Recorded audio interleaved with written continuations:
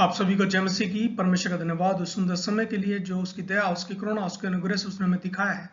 आज एक बहुत ही महत्वपूर्ण विषय के ऊपर मैं आपके साथ इस वीडियो में बातचीत करना चाहूंगा और विषय का नाम है, क्या नर्क वास्तविक स्थान है या मात्र एक कल्पना है। इस वीडियो में नर्क को लेकर अन्य धर्म क्या कहते हैं, संसार का क्या दृष्टिकोण है, वैज्ञानिक तथ्य इस विषय में क्या बताते हैं और बाइबल इस विषय को लेकर हमें क्या बताती और सिखाती है, इस बात का हम लोग इस वीडियो में अध्ययन करेंगे परमेश्वर के वचन के द्वारा और परमेश्वर के पवित्र आत्मा की सहायता के द्वारा। पूरी दुनिया के अंदर, पूरे संसार के अंदर मानव निर्मित जो सबसे गहरा गड्ढा है वो आपके सामने इस फोटो में दिखाई दे रहा है और रसिया देश के सीमा के पास में ये गड्ढा है। रसिया देश के अंदर जो वहाँ की सरकार थी, उन्होंने एक रिसर्च के लिए इस गड्ढे को खोदा कि वो ये देखना चाहते थे कि इंसान कितनी जमीन की कितनी गहराई तक जा सकता है। और 20 सालों तक इस प्रोजेक्ट के ऊपर वहाँ की सरकार ने काम किया और ड्रिल मशीन के द्वारा खुदाई कराई और उसके बाद उनको इस गड्ढे के अंदर से भयानक आवाजें आनी शुरू हो गई और वहाँ का तापमान, इस गड्ढे के नीचे जो तापमान था वो इतना ज़्यादा था जिसकी वजह से ड्रिल मशीन पिघलने लगी और वहाँ की सरकार ने इस प्रोजेक्ट को वहीं पर रोकने का निर्णय लिया। ये वही गड्ढा है जो दुनिया के सबसे गहरे ड्रिल होल में से एक है। ये इतना ज़्यादा गर्म था कि ड्रिलिंग रोकनी पड़ी क्योंकि ड्रिल जो बिट पिघल रहे थे। वैज्ञानिकों ने अब तक की सबसे गहरी खुदाई करने के बाद पृथ्वी के नीचे से डरावनी आवाजें खोज निकाली। इस छेद की गहराई लगभग 40,230 फीट मापी गई है, जो लगभग 12,262 मीटर के बराबर है और पूरी दुनिया के अंदर ये सबसे गहरा गड्ढा है। और इसके नीचे का जो तापमान था, इतनी ज़्यादा गर्मी थी कि वहाँ की ड्रिल मशीनें, लोहे की ड्रिल मशीन पिघल गई और वहाँ से भयानक आवाज़ें आनी शुरू हो गई। उन भयानक आवाज़ों को वैज्ञानिकों के द्वारा रिकॉर्ड किया गया है। अधिक जानकारी के लिए आप YouTube पर जाकर आप टाइप करेंगे तो आपको ये सारी इसकी वीडियो वहाँ पर मिल जाएंगी। संसार का दृष्टिकोण नर्क को लेकर मैंने काफ़ी सारे लोगों से बातचीत की है और मैं विश्वास करता हूँ आपने भी बहुत सारे लोगों से सुना होगा। लोग कहते हैं कि कोई स्वर्ग नर्क नहीं होता, स्वर्ग और नर्क सब यही है। अगर स्वर्ग और नर्क यही है तो लोग मरने के बाद व्यक्ति के नाम के सामने स्वर्ग क्यों लगाते हैं? हिंदू धर्म कहता है स्वर्ग और नर्क है, इस्लाम धर्म कहता है जन्नत और जहन्नुम है, बाइबल सिखाती है स्वर्ग और नर्क है और नर्क बहुत ही भयानक स्थान है। बाइबल में यीशु मसीह के द्वारा एक दृष्टांत बताया गया और वो दृष्टांत है धनी मनुष्य और निर्धन लाजर का। लूका रचित सुसमाचार उसका 16 अध्याय 19 से आगे के वचनों में ऐसा हम लोग पढ़ते हैं, एक धनवान मनुष्य था जो बैंजनी कपड़े और मलमल पहनता और प्रतिदिन सुख विलास और धूमधाम के साथ रहता था। और लाजर नाम का एक कंगाल घावों से भरा हुआ उसकी डेवड़ी पर छोड़ दिया जाता था और वह चाहता था कि धनवान की मेज पर की जूठन से अपना पेट भरे, वरन कुत्ते भी उसके आकर उसके घावों को चाटते थे। लूका रचित सुसमाचार 16 अध्याय 22 और 23 वचन। और ऐसा हुआ कि वह कंगाल मर गया और स्वर्गदूतों ने उसे लेकर इब्राहिम की गोद में पहुंचाया और वह धनवान भी मरा और गाड़ा गया और अधोलोक में उसने पीड़ा में पड़े हुए अपनी आंखें उठाई और दूर से इब्राहिम की गोद में लाजर को देखा। लूका रचित सुसमाचार 16 अध्याय 24, 25 और 26 वचन। और उसने पुकार कर कहा, हे पिता इब्राहिम, मुझ पर दया करके लाजर को भेज दे ताकि वह अपनी उंगली का सिरा पानी में भिगोकर मेरी जीभ को ठंडी करे, क्योंकि मैं इस ज्वाला में तड़प रहा हूँ। परंतु इब्राहिम ने कहा, हे पुत्र, स्मरण कर कि तू अपने जीवन में अच्छी वस्तुएं ले चुका है और वैसे ही लाजर बुरी वस्तुएं, परंतु अब वह यहाँ शांति पा रहा है और तू तड़प रहा है। और इन सब बातों को छोड़ हमारे और तुम्हारे बीच एक बाहरी गड्ढा ठहराया गया है कि जो यहाँ से उस पार तुम्हारे पास जाना चाहे वे ना जा सके और न कोई वहां से इस पार हमारे पास आ सके। तो यहाँ पर धनवान इब्राहिम से विनती करता है, हे पिता इब्राहिम, मुझ पर दया करके लाजर को भेज दे ताकि वह अपनी उंगली का सिरा पानी में भिगोकर मेरी जीभ को ठंडी करे, क्योंकि मैं इस ज्वाला में तड़प रहा हूँ। लूका रचित सुसमाचार 16 अध्याय 27 से 31 वचन। उसने कहा, तो हे पिता, मैं तुझसे विनती करता हूँ कि तू उसे मेरे पिता के घर भेज, क्योंकि मेरे 5 भाई हैं। वह उनके सामने इन बातों की गवाही दे, ऐसा न हो कि वे भी इस पीड़ा की जगह में आए। इब्राहिम ने उससे कहा, उनके पास तो मूसा और भविष्यद्वक्ताओं की पुस्तकें हैं, वे उनकी सुने। उसने कहा, नहीं हे पिता इब्राहिम, और यदि कोई मरे हुए में से उनके पास जाए तो वे मन फिराएंगे। उसने उससे कहा कि जब वे मूसा और भविष्यद्वक्ताओं की नहीं सुनते, तो यदि मरे हुए में से भी कोई जी भी उठे तो भी उसकी नहीं मानेंगे। तो यहाँ यीशु मसीह एक दृष्टांत बताते हैं, और यीशु मसीह इस बात को बोलते हैं कि जब वे मूसा और भविष्यद्वक्ताओं की नहीं सुनते, तो यदि कोई मरे हुए में से भी जी उठे तो भी उसकी नहीं मानेंगे। तो यीशु मसीह अपने मुर्दों में से जी उठने के बारे में यहाँ पर इस दृष्टांत में बता रहे हैं।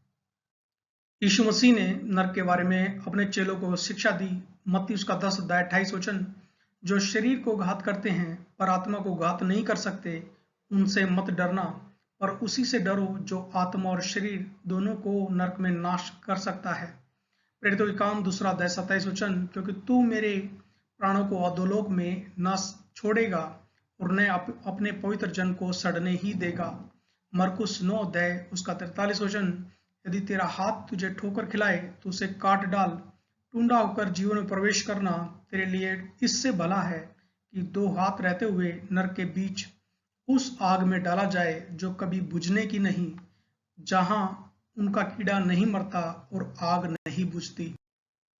नीति वचन उसका 15 अध्याय 24 वचन। बुद्धिमान के लिए जीवन का मार्ग ऊपर की ओर जाता है, इस रीति से वह अधोलोक में पड़ने से बच जाता है। तो बाइबल अधोलोक शब्द का बार बार इस्तेमाल करती है। अधोलोक का अर्थ है नरक। भजन संहिता 9 अध्याय 17 वचन। दुष्ट अधोलोक में लौट जाएंगे तथा वे सब जातियां भी जो परमेश्वर को भूल जाती है। दूसरा थिस्सलुनीकियों 1 अध्याय 9 वचन। वे प्रभु के सामने से और उसकी शक्ति के तेज से दूर होकर अनंत विनाश का दंड पाएंगे। मत्ती 13 अध्याय उसका 49 और 50 वचन। जगत के अंत में ऐसा ही होगा, स्वर्गदूत आकर दुष्टों को धर्मियों से अलग करेंगे और उन्हें आग के कुंड में डालेंगे, वहां रोना और दांत पीसना होगा। मत्ती 13 अध्याय 42 वचन। और उन्हें आग के कुंड में डालेंगे, वहां रोना और दांत पीसना होगा। मत्ती उसका 25 अध्याय 30 से 46 वचन। और इस निकम्मे दास को बाहर के अंधेरे में डाल दो, जहां रोना और दांत पीसना होगा। तब वह बाई और वालों से कहेगा, हे शापित लोगों, मेरे सामने से उस अनंत आग में चले जाओ जो शैतान और उसके दूतों के लिए तैयार की गई है। क्योंकि मैं भूखा था और तुमने मुझे खाने को नहीं दिया, मैं प्यासा था और तुमने मुझे पानी नहीं पिलाया, मैं परदेसी था और तुमने मुझे अपने घर में नहीं ठहराया, मैं नंगा था और तुमने मुझे कपड़े नहीं पहनाए, बीमार और बंदी गृह में था और तुमने मेरी सुधि न ली।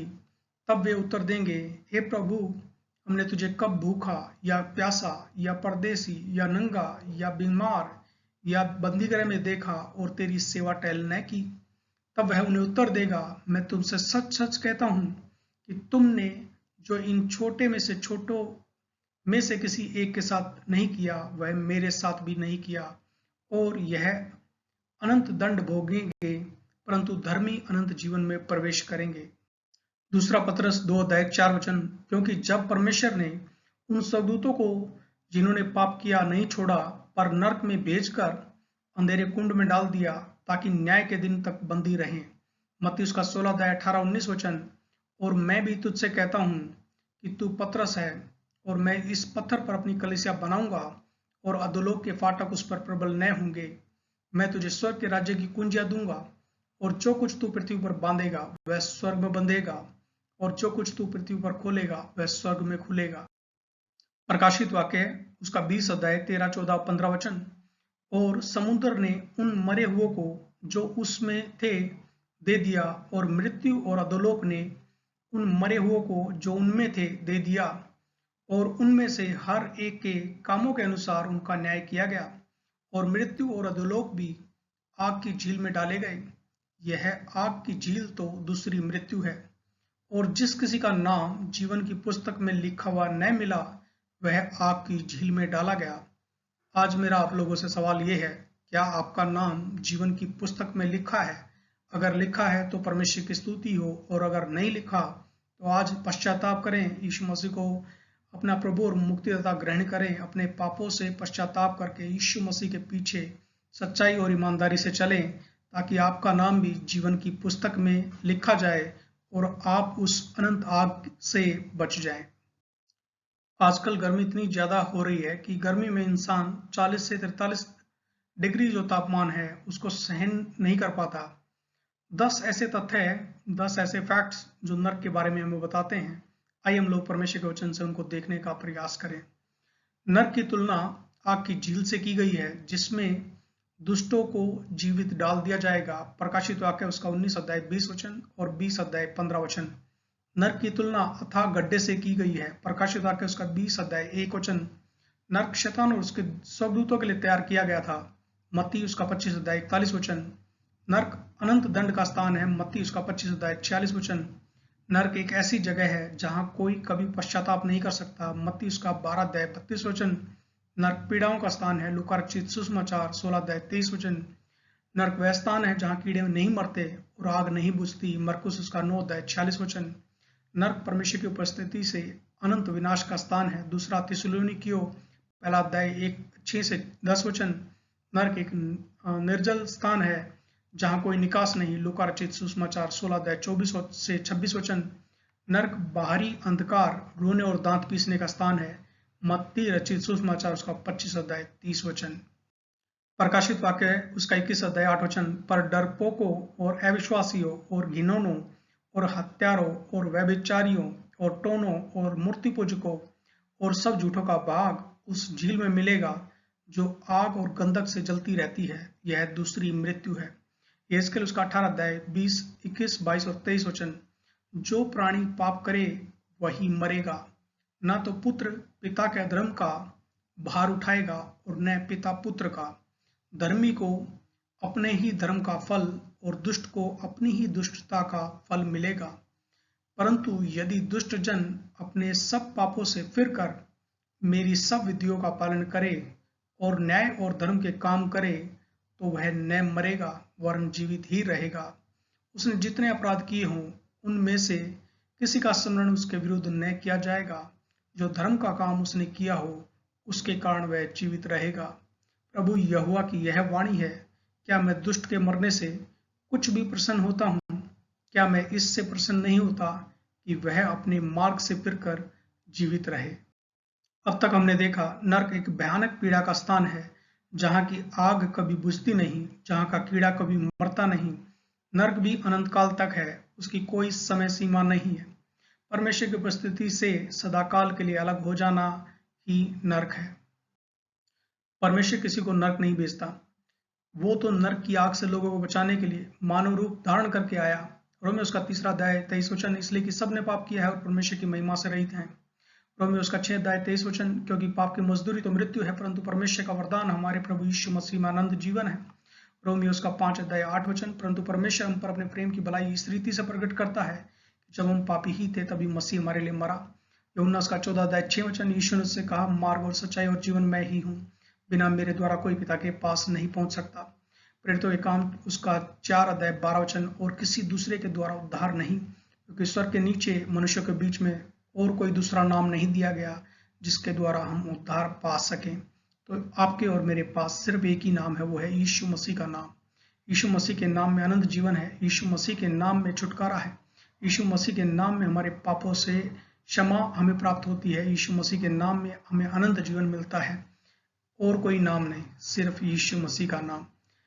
परमेश्वर इस वचनों के द्वारा आपको, आपके पूरे परिवार को, आपकी कलीसिया के लोगों को आशीष दे। और मेरी प्रार्थना है कि लोगों को परमेश्वर का पवित्र आत्मा प्रेरित करे इस वीडियो के द्वारा, कि लोग सच्चे जीवित परमेश्वर के वो जाने, उसके पीछे ईमानदारी से चलें, ताकि अनंत आग से वो बचाए जाएं।